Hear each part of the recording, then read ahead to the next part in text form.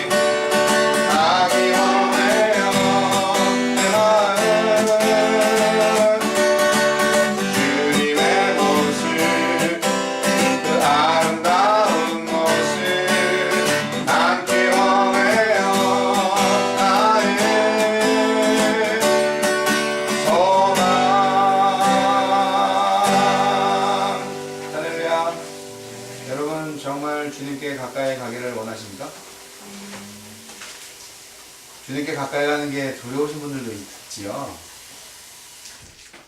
가까이 가십시오. 좋은 일이 생깁니다. 여호와의 벌절. 지극히 높은 주님의 낮이 성소로 들어갑니다. 세상의 신을 벗고서 주 보좌 앞에 엎드리리. 내 주를 향한 사랑과 그 신뢰가 사르져져 갈 때 하늘로부터 이곳에 장막이 덮이네. 이곳을 덮으소서. 이곳을 비추소서. 내 안에 무너졌던 모든 소망 다 회복하리니. 이곳을 지나소서. 이곳을 만지소서. 내 안에 죽어가는 모든 예배 다 살아나리라. 다시 한번. 지극히 높은 주님의 낮이 성소로 들어갑니다. 세상의 신을 벗고서 주 보좌 앞에 엎드리니. 내 주를 향한 사랑과 그 신뢰가 사그러져 갈 때 하늘로부터 이곳에 장막이 덮이네. 이곳을 덮으소서. 이곳을 비추소서. 내 안에 무너졌던 모든 소망 다 회복하리니. 이곳을 지나소서. 이곳을 만지소서. 내 안에 죽어가는 모든 예배 다 살아나리라. 이곳을 덮으소서. 이곳을 덮으소서. 이곳을 비추소서. 내 안에 무너졌던 모든 소망 다 회복하리니. 이곳을 지나소서. 이곳을 만지소서. 내 안에 죽어가는 모든 예배 다 살아나리라. 할렐루야. 여러분의 마음의 예배가 다시 살아나는 역사가 있기를 소원합니다.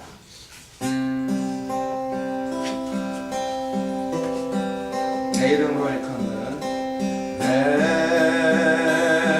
이름으로 일컫는 내 백성이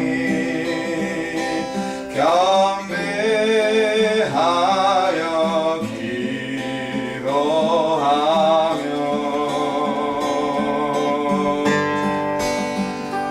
내 얼굴 구하며 그 악한 길 떠나며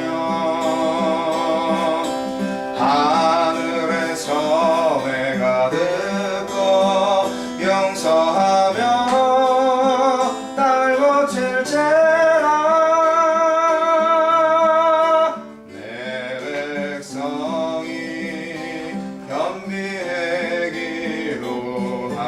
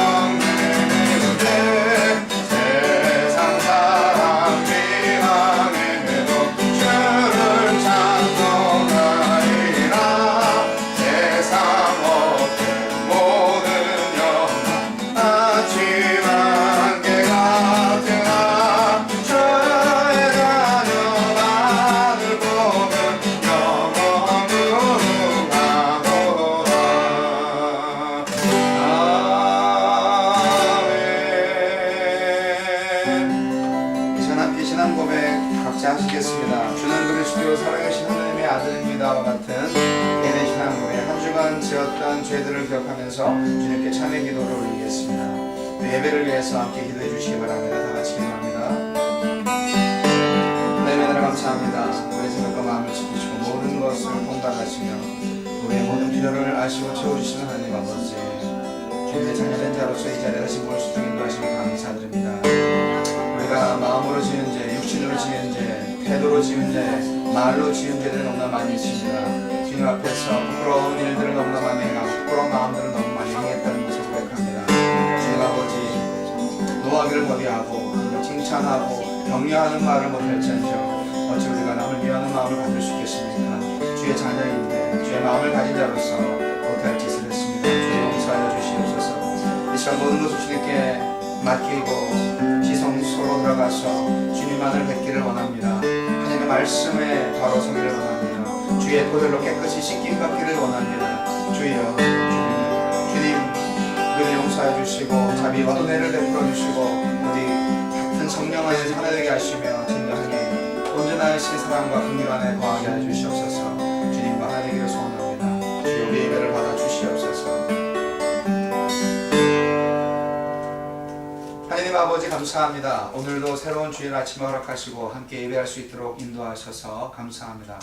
오직 하나님의 말씀 안에서 저희들이 새롭게 진리로 자유로워지기를 소원하며 이 시간 신령과 진정으로 예배할 때 우리 예배를 받아주시고 흠양하셔서 주의 인자하심과 사랑하심 넘치는 시간 되게 해주시옵소서. 아멘. 예수님 이름으로 기도합니다. 아멘. 아멘. 할렐루야. 아멘. 네, 반갑습니다. 네. 새로운 친구들이 있는데 2부 예배에 처음 오신 분들입니다.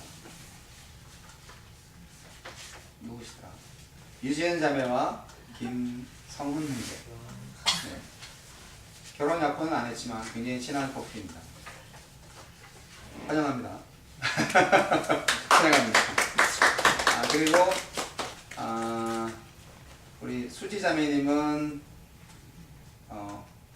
상당히 얼굴이 날씬해졌네. 예. 반갑습니다.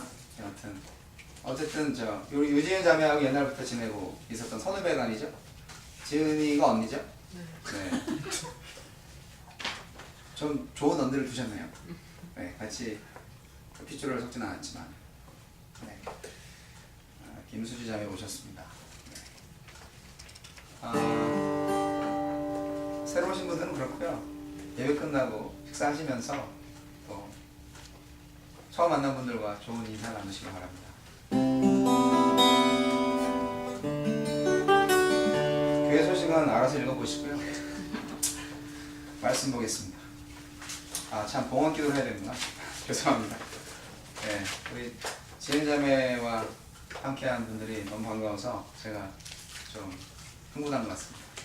저희 교회는 이제 예배 전에 들어올 때 헌금을 하고요. 그리고 예배 시간에는 봉헌 시간만 갖습니다. 그래서 교회당이 넓고 좀 이렇게 뭐가 있으면 그냥 이제 봉헌하는 사람을 세워서 그분한테 이제 헌금 바구니나 뭐 이런 것을 가지게 해서 이제 강단 앞으로 나오게 하는 퍼포먼스를 하겠지만 가정에서 예배하는 관계로 생략을 하고 봉헌하는 마음을 하나님께 올려드립니다. 봉헌할 때 쓰는 찬송은 찬송가에 있어요. 우린 다 외웠고요. 여러분도 그냥 듣고 외우시기 바랍니다.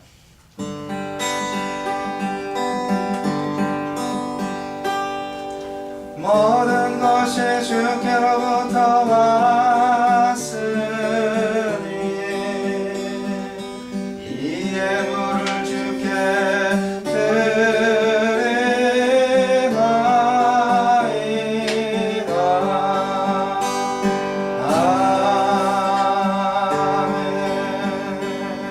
아멘. 주의 것이오니 주님께 받은 모든 것을 주님께 드립니다.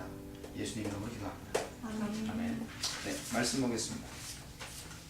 성경 말씀은 주보 뒤에 나와 있습니다. 역대하 7장 12절로 18절까지입니다. 네, 약간의 오타가 있을 수 있지만 어쨌든 18절까지. 그리고 에베소서 2장 21절 22절 말씀 이렇게 보겠습니다. 역대하 말씀은 저와 여러분이 교독하겠습니다. 그때 주님께서 밤에 솔로몬에게 나타나셔서 말씀하셨다. 내가 이제 네 기도를 듣고 이곳을 택하여 내가 제사를 받는 성전으로 삼았다. 그러나 내가 하늘을 닫고 비를 내리지 아니하거나 메뚜기를 시켜 땅을 황폐하게 하거나 나의 백성 가운데 연병이 돌게 할 때 내 이름으로 일컫는 나의 백성이 스스로 겸손해져서 기도하며 나를 찾고 악한 길에서 떠나면 내가 하늘에서 듣고 그 죄를 용서하여 주며 그 땅을 다시 번영시켜 주겠다. 이제 이곳에서 드리는 기도를 내가 눈을 뜨고 살필 것이며 귀담아 듣겠다. 내가 이제 내 이름이 이 성전에 길이길이 머물게 하려고 이 성전을 선택하여 거룩하게 하였으니 내 눈길과 마음이 항상 이곳에 있을 것이다. 너는 내 앞에서 내 아버지 다윗처럼 살아라. 그래서 내가 내게 명한 것을 실천하고 내가 네게 준 율례와 규례를 지켜라. 함께 보겠습니다. 그러면 내가 네 아버지 다윗에게 네 자손 가운데서 이스라엘을 다스릴 사람이 끊어지지 않게 하겠다 하고 언약한 대로 네 나라의 왕좌를 튼튼하게 해주겠다. 아멘. 자, 다음 에베소서 2장 21절로 22절까지 말씀은 우리 함께 합독하도록 하겠습니다. 시작. 그리스도 안에서 건물 전체가 서로 연결되어서 주님 안에서 자라서 성전이 됩니다. 그리스도 안에서 여러분도 함께 세워져서 하나님이 성령으로 거하실 처소가 됩니다. 아멘. 이 말씀에 이전보다 더 없었던 하나님의 은혜가 있기를 간절히 소원합니다. 오늘 말씀은 본문 말씀과 솔로몬 왕의 성전 건축 및 봉헌 이야기를 중심으로 하나님의 얼굴을 구하라는 제목의 말씀을 함께 나누고자 합니다. 성전 봉헌, 하나님의 성전인데 사실은 인간들이 지어서 하나님께 선물한 것입니다. 솔로몬 왕이 다윗 왕의 뒤를 이어서 왕이 된 다음에 맨 처음에 한 일입니다. 그것이 성전 짓기였습니다. 성전은 그 당시 무엇을 하는 곳이었습니까? 하나님께 제사를 드리는 곳이었습니다.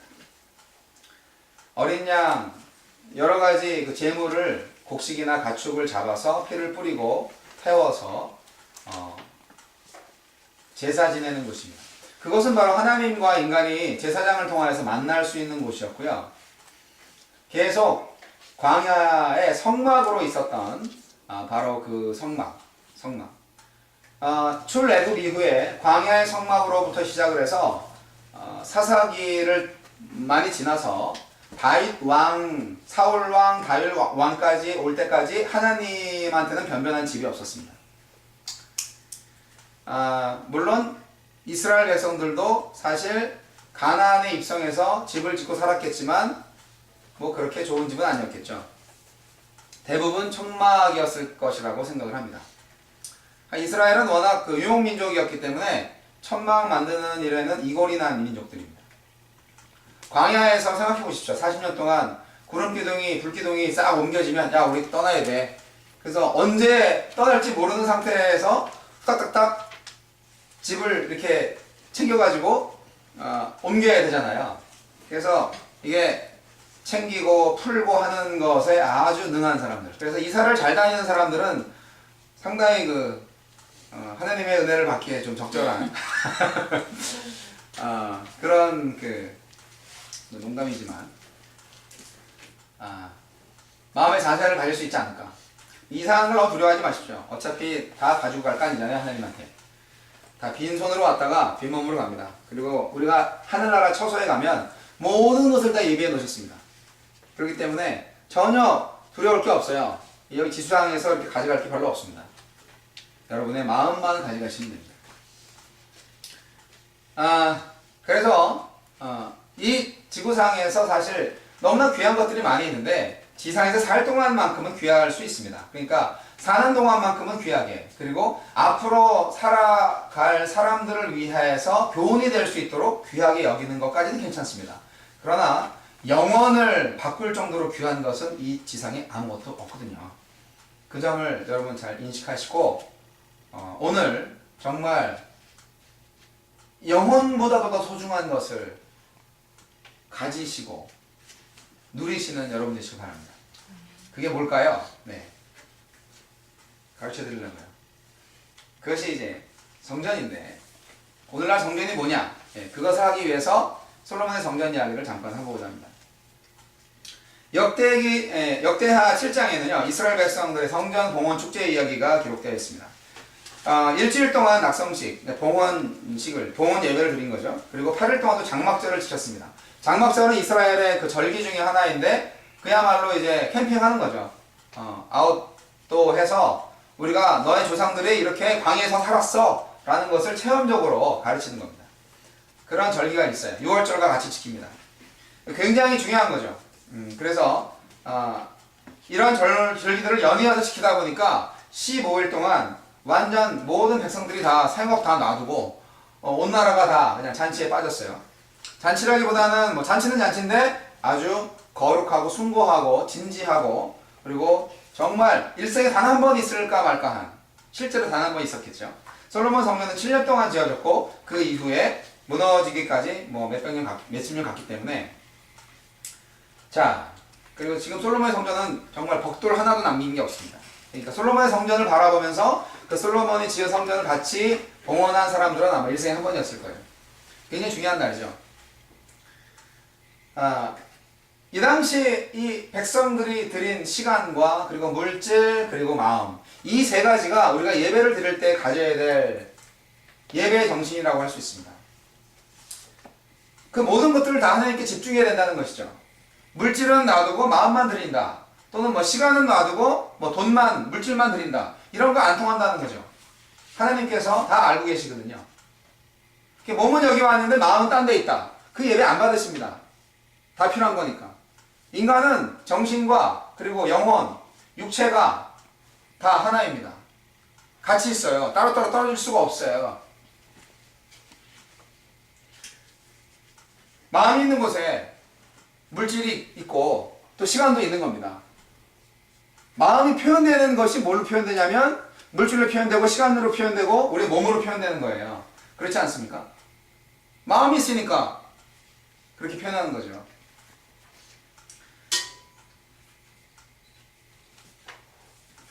우리가 주일 예배를 드릴 때 바로 이러한 굉장히 중요한 요소들이 다 포함돼서 하나님께 예배를 하는 것입니다.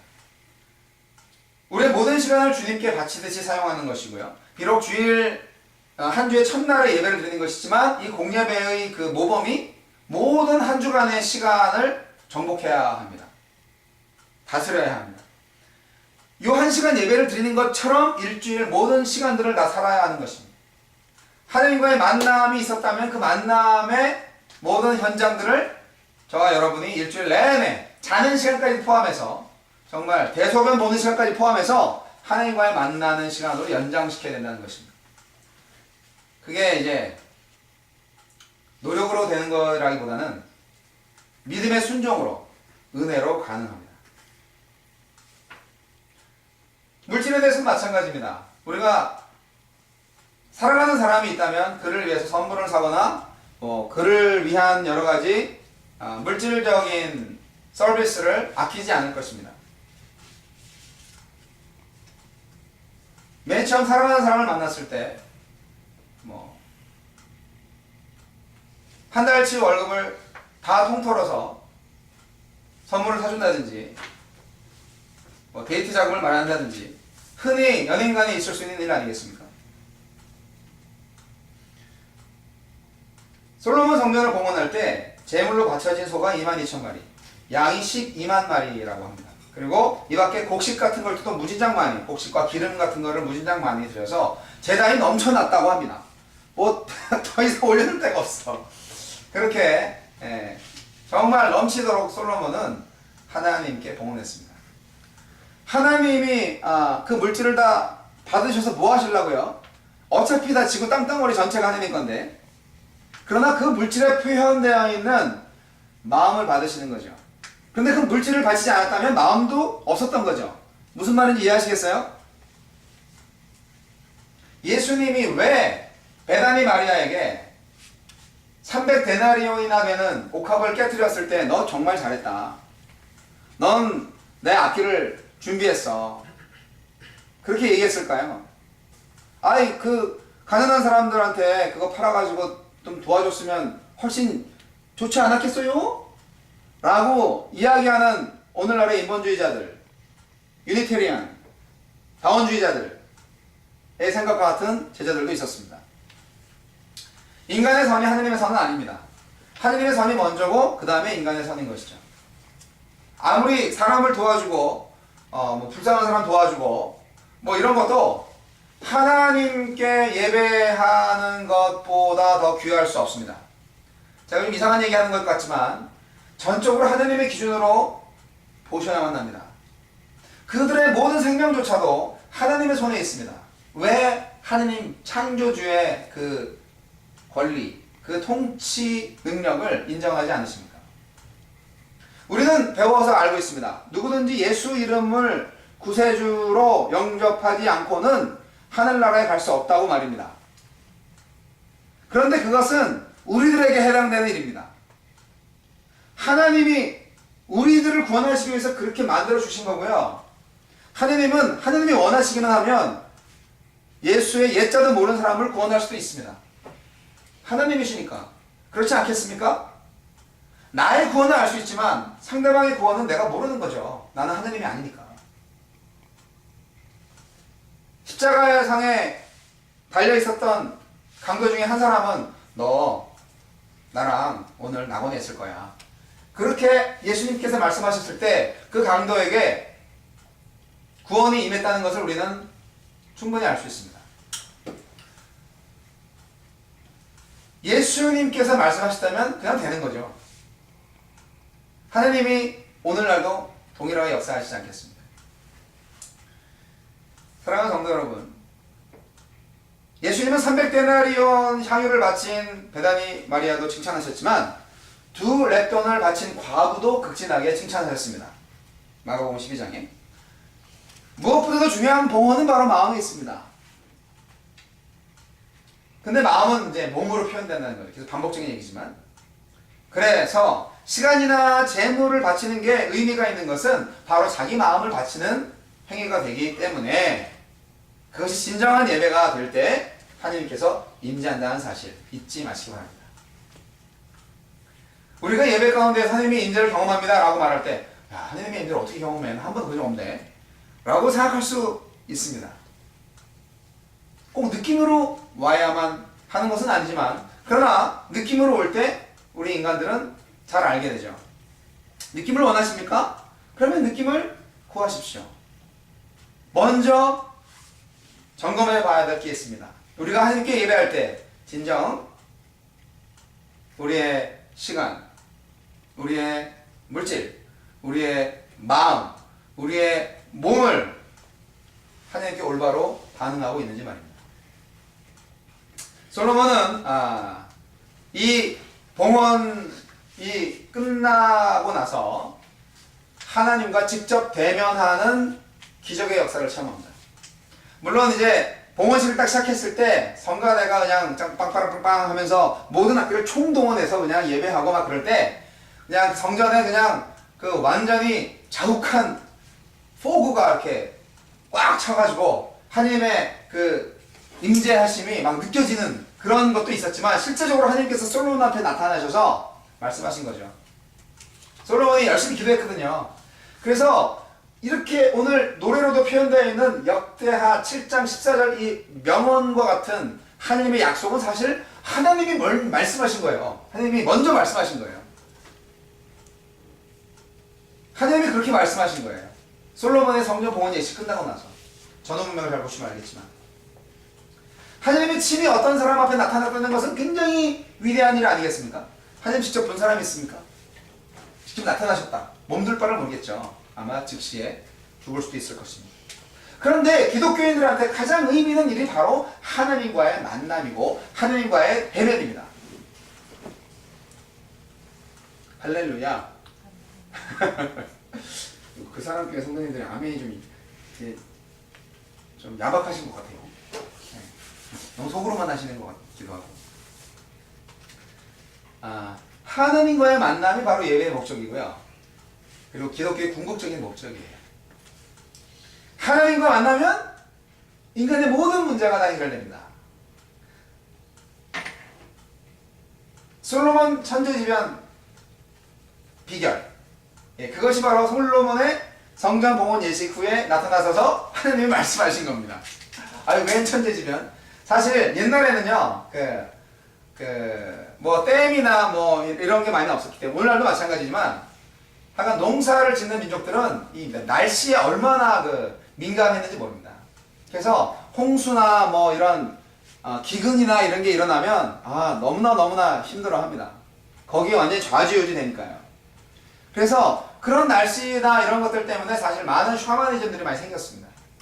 근데 그런 날씨를 주장하시는 분도 하느님이신데, 그래서 가장 인간이 어떻게 할 수 없는 그러한 천재, 자연재해, 그게 일어나면 어떻게 해야 하는가를 솔로몬한테 직접 말씀해 주시는 보너스 축복이 있는 겁니다, 여기. 그게 이제 7장 14절. 예.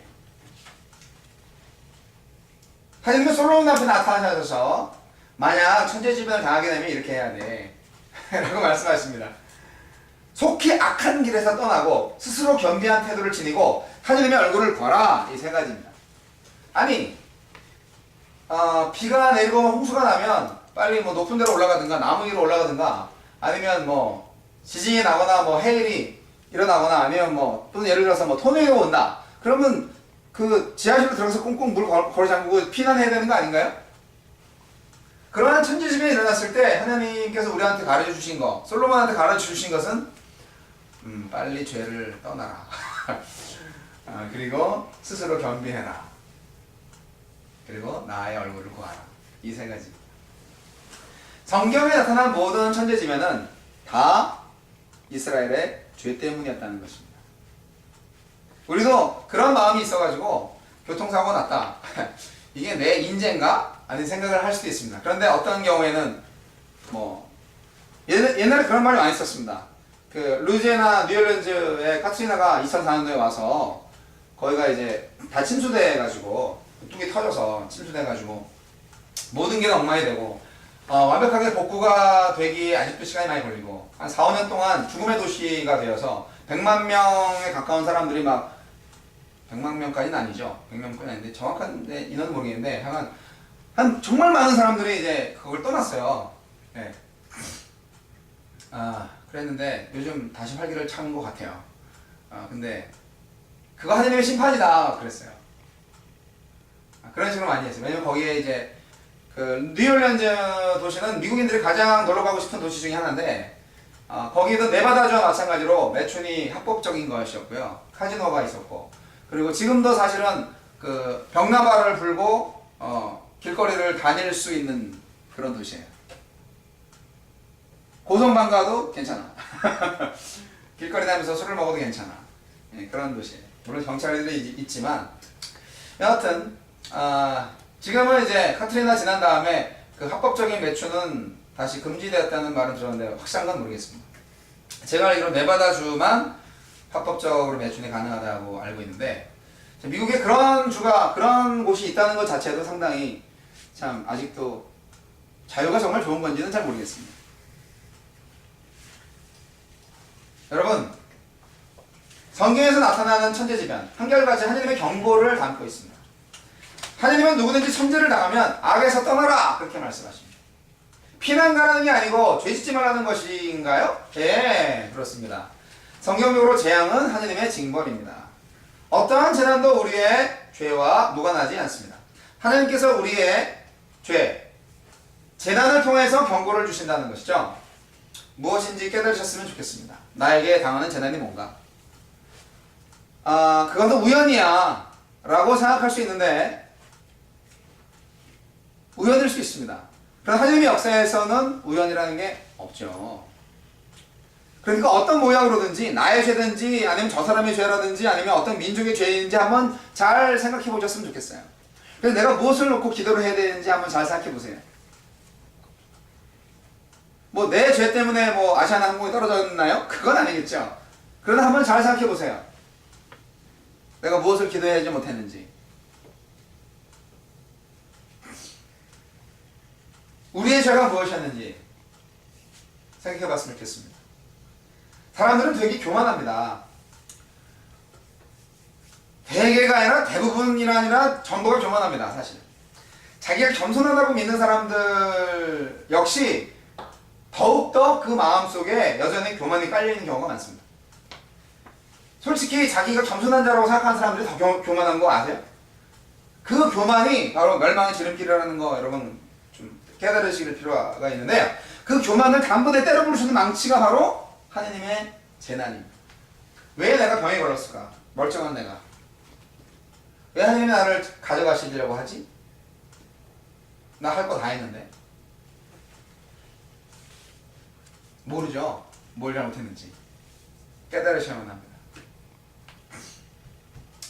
하지만 감사한 것은 그렇게 징계를 당하면 당할수록 내가 하느님의 사랑을 받고 있구나 라는 것을 알 수 있습니다. 그렇지 않다면 그런 징계도 안 해주시죠. 끝까지 잘되게 하시고 끝까지 100세까지 살다가 죽게 하고 바로 지옥에 보냅니다. 그것보다는 그렇게 조금 잘못하려고 하면은 딱 치고 또 조금 잘못하려고 하면 박살내고 그래가지고 엉망진창이 됐지만 그래도 내 모습 이대로 주 봐도옵소서 하고 주님께 나올 때 사랑하는 아들아 하면서 감싸주시고 치료해주시고 일으켜주시고 천국으로 인도하시는 아버지 하느님 만나는 게 더 행복하지 않으십니까? 바로 그러한 삶이 기독교인의 삶이고 그러한 삶의 종착점이 바로 천국이라는 것입니다.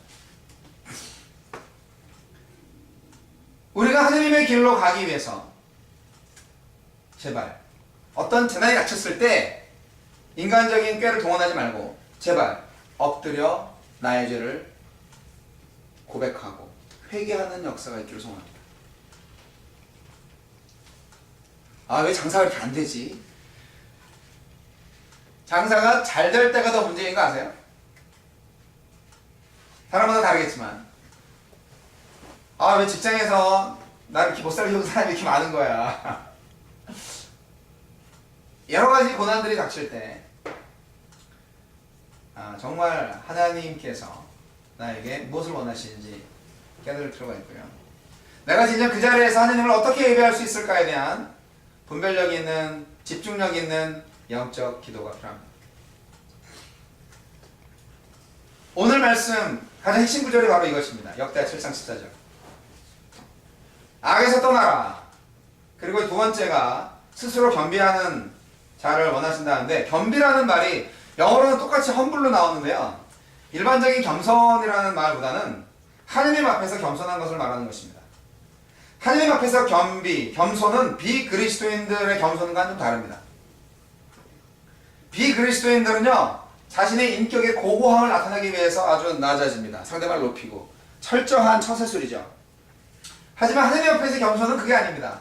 주님, 저는 죄인입니다 라고 완전히 엎드리는 겁니다. 하느님 앞에 완전히 엎드려서 주님 말씀만 듣겠습니다. 나를 어떻게 하시든지 주님 말씀 순종하겠습니다. 나를 죽이든지 살리든지 만들어 하세요. 나는 주님의 종입니다 라고 완전히 까불어지는 거예요. 그게 겸비하는 거예요. 이 정도의 겸손은 일반 사람들이 정말 열심히 수련해가지고 이렇게 겸손하게 온유하게 만들어져 있는 겸손이 아니에요.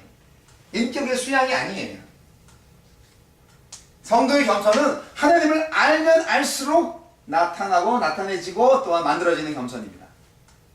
여러분 하나님을 얼마나 아십니까? 하나님께 겸손하지 못한 자는 그만큼 하나님을 모르는 자예요. 하나님을 알면 알수록 우리는 겸손해질 수밖에 없습니다. 그렇지 않겠습니까? 하나님이 창조주인 줄 모르는 무례한 자들이 겸손하지 못한 거죠. 하나님의 능력이 얼마나 크신지 모르는 사람들이 아버지 이건 내가 할게요 라고 교만한 거죠. 지가 할 수 있는 게 뭐가 있다고. 성경적인 겸비함은 성도들의 일상생활에서 어떻게 나타날까요? 성도들은 종교적인 오만함으로 불신자들을 멸시해서는 안 됩니다. 불신자는요, non-believer라기보다는 potential believer입니다. 저는 옛날에 고등학교 때 처음 예수를 믿고 나서 내가 하느님의 자녀가 됐구나 그리고 에베소서 2장에 나와 있는 것처럼 허물과 죄로 죽어 있었던 저희들, 아이고 걸어다니는 시체들이네. 나도 그랬지만 나는 살았거든. 너희들은 아니지. 아우 지옥 갈 것들. 그렇게 생각하면서 얼마나 업신여기 되는지 모릅니다. 불신자들은. 그래서 믿지 않는 사람들은 자기 인간 취급을 안 했어요. 그리고 겉으로는 아주 고고한 겸손함으로 잘했었니? 그래서 인사라고 다녔어요. 근데 그렇게 하면 안 된다는 것입니다.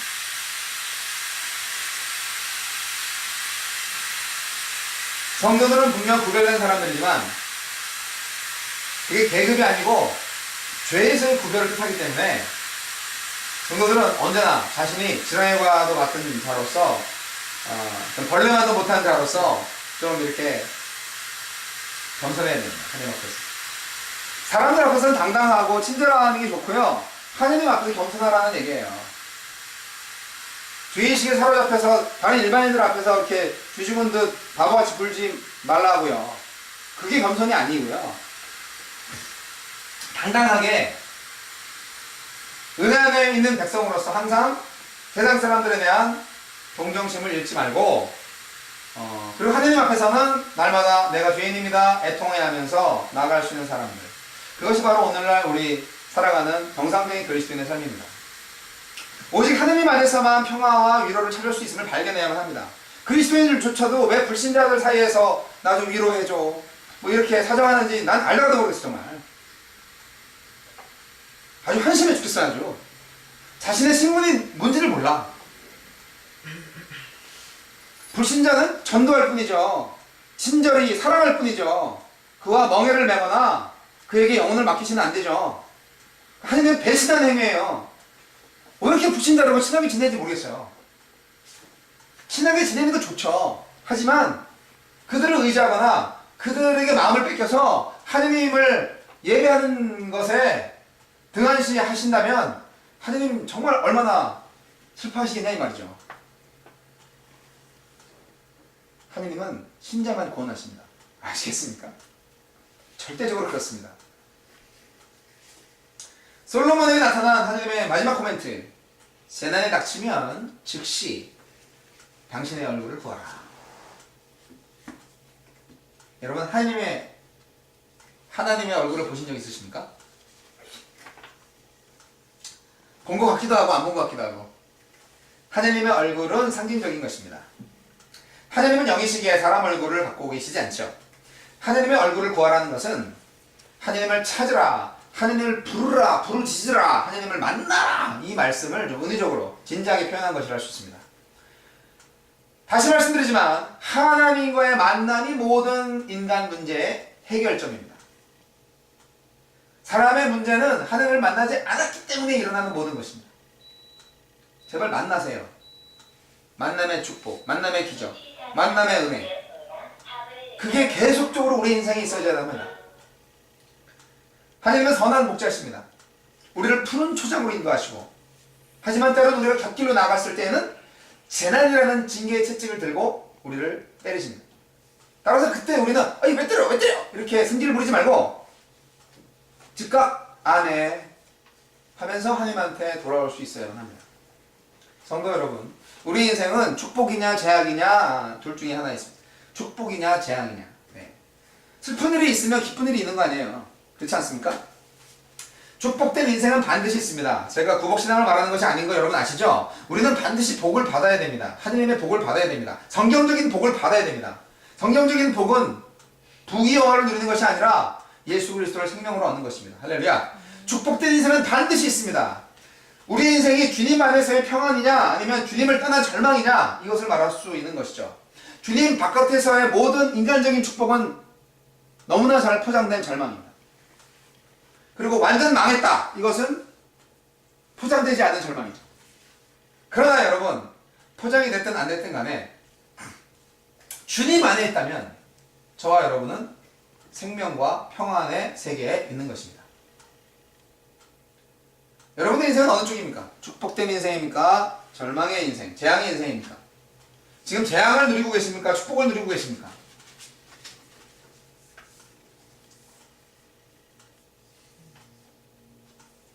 속으로 대답을 하셨나요? 심각한 건 아니고요. 우리는 이미 축복의 삶을 누리고 있습니다. 우리가 아직 잘 못 느껴서 그렇지. 인정하시면 좋겠습니다. 지금 그 사람 교회에 와 있잖아요. 이 자체가 얼마나 복된 인생인지 모릅니다. 이 수많은 교회 가운데에서 굳이 여기를 왔어. 하나님께서 여기를 인도하셨어. 놀라운 일이에요. 하나님이 인도하셨습니다. 하나님 여러분을 사랑하셔서. 노 목사를 사랑해서가 아니에요. 여러분을 사랑하셨어요. 명심하십시오. 인생을 결정하는 것은 자기 자신의 신앙에 달려 있습니다. 물론 하나님께서 선택을 하시지만 그 선택에 나의 순종이 믿음이 필요한 것입니다. 훌륭한 건물이 완성된 다음에 그에 따른 보상을 받는 사람들은 바로 그 건물의 건축에 직접 동참한 사람들입니다. 건물 건축에 동참한 사람들이야만이 당연히 보수를 받겠죠. 구경한 사람들은 구경값을 받아야 되나요? 오히려 구경값을 내고 봐야 됩니다. 자, 넓은 밀밭을 소유할 수 있는 자는 오직 주어진 밀을 밭에 뿌려 가꾼 자들일 뿐 그 밀을 창고에 쌓아두고 썩히는 자들이 아닙니다. 축복이나 재앙이냐, 이거는 다시 말해서 겸비하고 회개하고 순종하느냐, 아니면 자고 자대한 마음으로 불순종이냐, 스스로 높아지고 스스로 위대한 마음으로 높아지느냐, 그런 마음으로 불순종하느냐, 그거예요. 겸비 회개 순종으로 축복을 누릴 거냐, 아니면 내가 좀 높고 내가 좀 크고 내가 최고야, 인간은 할 수 있어 라는 그런 교만한 마음과 불순종 마음으로 재앙을 누리느냐, 그것입니다. 여러분이 솔로몬이 됐나요? 어떻게 하시겠습니까? 자, 이제 다윗의 왕을 뒤이어서 오바마 대통령이 뒤를 이어서 내가 솔로몬 왕이 됐어.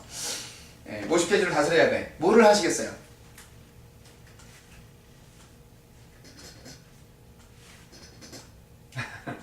대답을 한번 해보세요. 괜찮아요.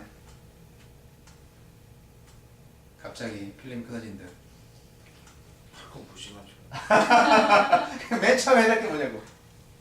맨 처음에 해야 될 거. 기독교에서 할 거와 정치가 할 거. 이건 아니 벌써 곁길로 빠졌어 지금. 감사합니다. 저는 이제 오늘 솔로몬의 성전 건축에 대한 이야기를 통해서 하나님의 얼굴을 구하라는 주제로 설계하고 있습니다. 헌법을 바꿔야죠. 오케이, 알겠습니다. 감사합니다. 이것은 방법적인 얘기고 의미적으로 어차피 우리는 솔로몬이 안 되기 때문에 가정한다면 성전을 지어야 합니다. 할렐루야. 성전을 짓는 것이 바로 우리가 실제적으로 대제사장입니다. 이 세상에 살아가는 하나님 나라의 대사잖아요. 하나님 나라의 대사로 이 세상에 파송되어 있는 거잖아요. 우리는 시민권은 하늘나라에 있습니다. 그러므로 여기에 하나님의 나라를 계속 확장해 나가는 그런 것입니다. 어디에 영사관을 세울 것이며 어디에 대사관을 또 하나 만들 것인지를 선택을 하셔야 된다니까요. 그 한 나라의 대사로 왔어요. 우리가 그리스도의 대사입니다. 그런데 만약 내가 솔로몬이라면 뭘 할 것인가? 당연하죠. 성전을 지어야 하고 그 다음 나라와 백성을 다스려야만 합니다. 그럼 성전이 도대체 뭐예요? 오늘 뭐 벽돌로 이렇게 성전 막 짓고 그래야 되면 다시 원점으로 가야 되는데요. 시간이 다 돼서 간단하게 말씀드린다면, 왜냐면 성전에 대한 얘기를 일주일 내내 했거든요. 새벽기도의 시간에. 새벽기도는 여러분 집에서 하는 거고요. 매일 성경 진도표를 따라서 하는 거고, 저희 교회 홈페이지에 새벽예배 설교에 다 나와 있습니다. 여러분, 내 마음의 성전이 먼저입니다. 하나님은 나와의 관계를 가장 소중하게, 가장 우선적으로 생각하십니다. 솔로몬의 성전은 7년 만에 완공되었습니다. 그리고 자신의 궁전은 13년 걸렸죠. 그래서 아이고 솔로몬 좋은 왕이지만 자기 집 짓는데 13년 걸렸으니까 나뿐이지 뭐 이렇게 생각하는 사람들이 있는데 천만에 그것은 아니고 먼저 지었다는 게 중요합니다. 그리고 성전의 기능과 자기 집의 궁궐의 기능은 좀 달라요. 여러분 오늘날 교회를 지어도 예배당보다 부속 건물 교육관이 더 많은 거 아시죠? 친교실도 많고 예배당은 요만하고 교육관, 친교실 뭐 이런 거 너무 많잖아요. 궁궐에서 할 일이 많거든요. 어떤 펑션이 있기 때문에 10년 걸렸을 수 있어요. 7년 동안 성전이 먼저 지어졌습니다. 그동안에 솔로몬은 어디서 잤을까? 천막에 잤을까 분명히. 자기 집에 잤기 때문에. 자, 그리스도 안에서 건물 전체가 서로 연결되어서 주님 안에서 자라서 성전이 됩니다. 그리스도 안에서 여러분도 함께 세워져서 하나님이 성령으로 거하실 처소가 됩니다. 바로 이 에베소서 2장 21절 22절 말씀은 우리가 바로 성전이다. 거룩한 영이 거하는 곳이 바로 성전이다. 그리고 성전과 성전이 만나서 이제 교회가 이루어지는 것인데 오늘날의 성전을 말하는 거예요. 그런데 그 성전조차도 서로가 연결해서 지어진다는 것입니다. 이 에베소 2장 21절 22절 말씀의 표현은 사실상 개역성경 말씀이 더 표현이 좋은데 그 표현은 옛날에 성막을 지을 때 서로 성막의 기구들이 연결되고 연결되어져서 성막을 이루어간다라는 그런 표현하고 똑같습니다. 성막에 여러 가지 그 재료들이 있는데 그 재료들이 서로 연결되어져서 성막이 지어진다는 표현을 그대로 이 마음의 성전을 지어져 가는 에베소 교인들의 마음의 성전을 지을 때의 표현으로 똑같이 쓴 거예요. 바울 사도가. 여기서 성전이라는 말은 하나님의 백성들에게 언제나 이상적인 세계를 말해줍니다. 왜냐하면 성전은 하나님께서 임재하시는 곳을 상징하고 있는데요. 바로 하나님이 임재해 계시는 바로 이곳이 하나님의 나라이고 낙원이기 때문입니다. 바로 그것이 어디냐면 저와 여러분의 마음속입니다. 예수 그리스도를 구세주를 영접했을 때 성령께서 내 안에 계시니까 바로 내가 내 안에 하나님의 나라가 있고 낙원이 있고 그리고 이 세상에서 찾을 수 없는 평안과 기쁨이 있는 곳입니다. 바로 그것이 하나님의 임재가 있는 곳입니다. 그것이 나의 마음의 성전입니다. 이것을 우리는 알아야 합니다. 그런데 성전 청소 한 번도 안 해, 1년 동안. 그러시면 안 되고 날마다 성전을 깨끗이 그리고 지성소에서 하나님을 만나시기 바랍니다.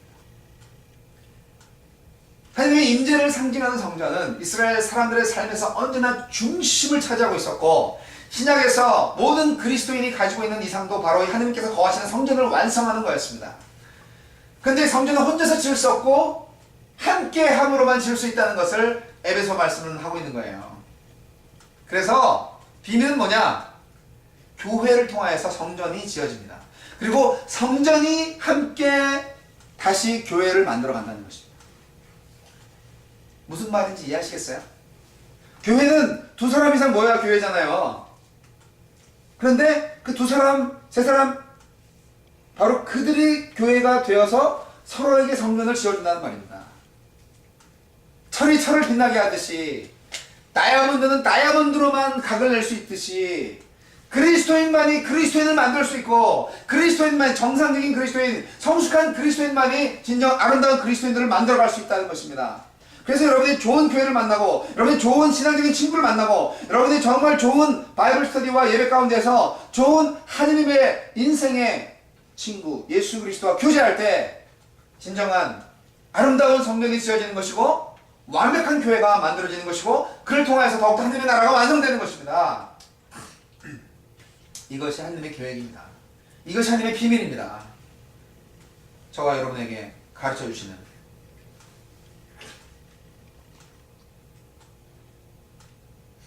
교회 공동체가 그래서 반드시 필요합니다. 여러분.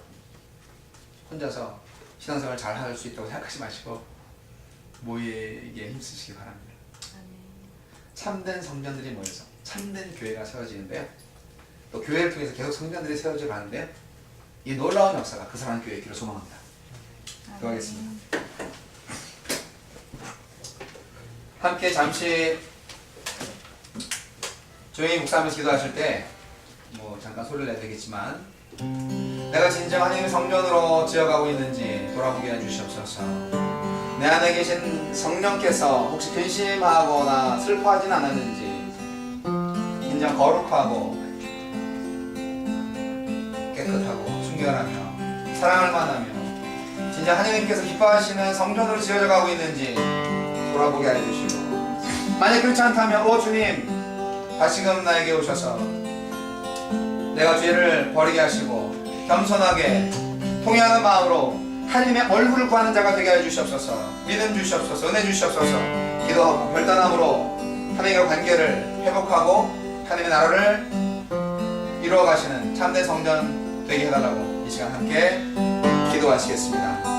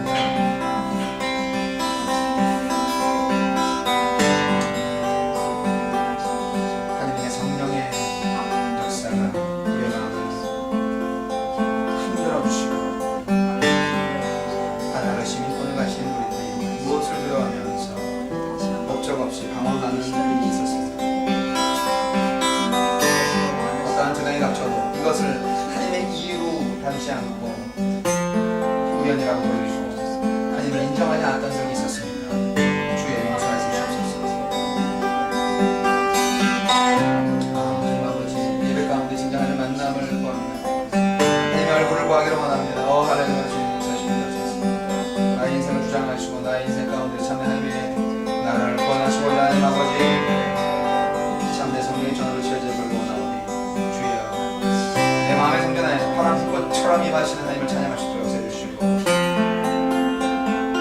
진정 나의 헌신과 나의 보헌함이 날마다 있게 해 주시옵소서. 시간 물질과 마음과 몸을 바칠 수 있는 참된 성전으로 봉헌되게 해 주시옵소서.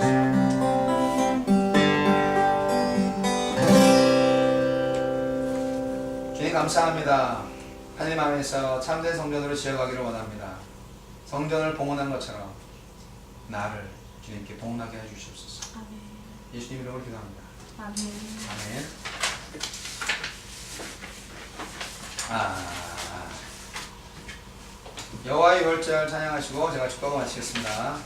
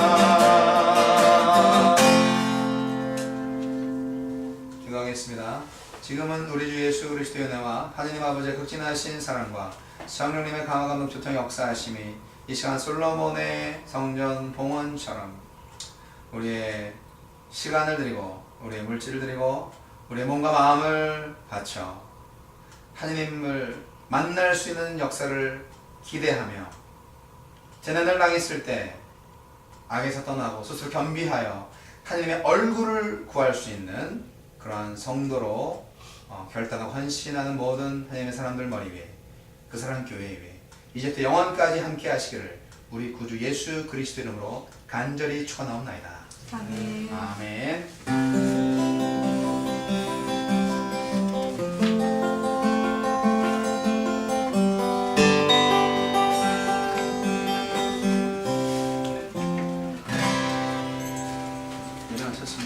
감사합니다.